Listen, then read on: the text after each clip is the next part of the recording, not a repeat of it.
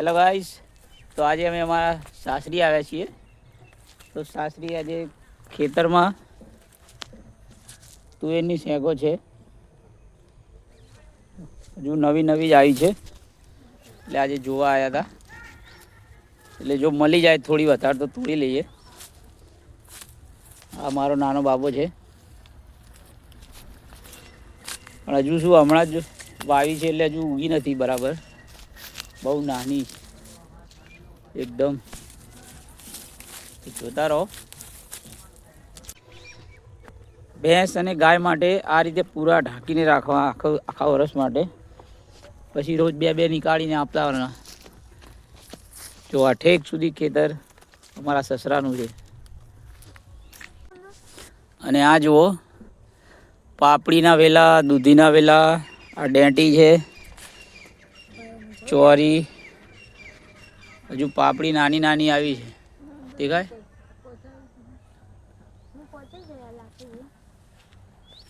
આ રે ઉપર જો, આ ઉપર કેટલી બધી જુઓ. મોજર બહુ આવી. પાપડી આવી છે ખરી, પણ હજુ બહુ ઓછી છે, હજુ ફૂલ ફૂલ જ છે. નીચે પછી લઈ લેવાની, પહેલા તોડી લેવાની પછી નીચે લઈ લેવાની.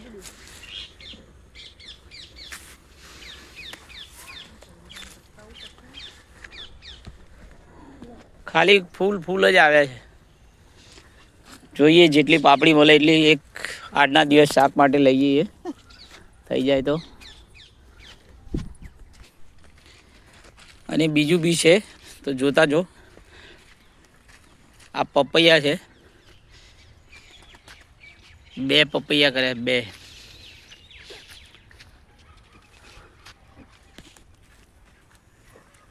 હજુ પાક્યા નથી, પાકે એટલે તમને બતાવીશ.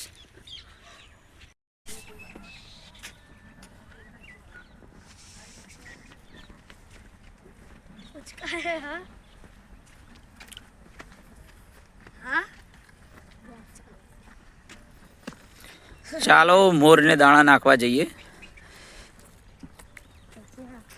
રોજ સાંજે મોરના દાણા નાખવાના.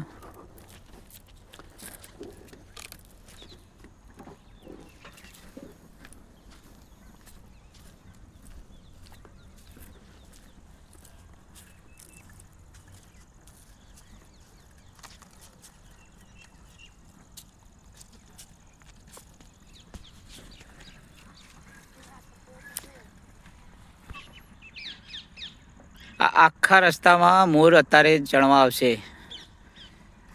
હમણાં 6 વાગ્યા સુધીમાં. જો બીજા મોર ત્યાં જ છે.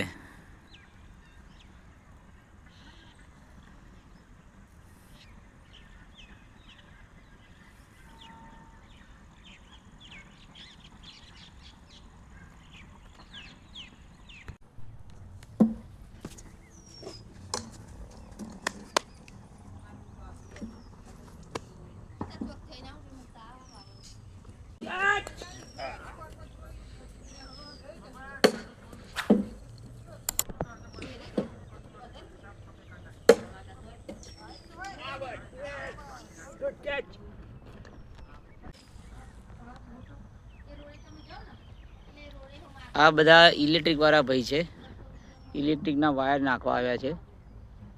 અમારે ત્યાં લાઈટ આજે જતી રહી હતી એટલે. તો હવે અમે અત્યારે એક મંદિરે દર્શન કરવા જઈએ છીએ, બળિયાદેવના.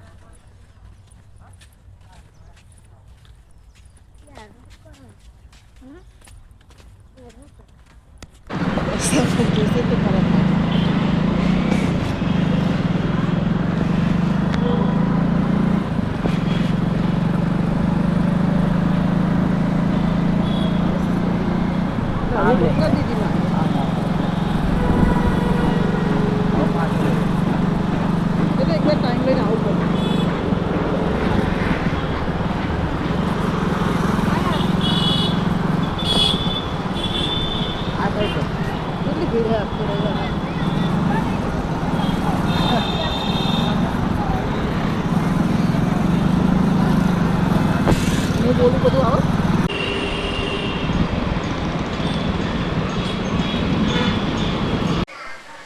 હા તો ગાઈસ અત્યારે હવે અમે ઘરે આવી ગયા છીએ. તો આજનો બ્લોગ હું અહીંયા જ પૂરો કરીશ. જો મારો બ્લોગ તમને ગમે તો લાઈક શેર અને સબસ્ક્રાઈબ કરજો.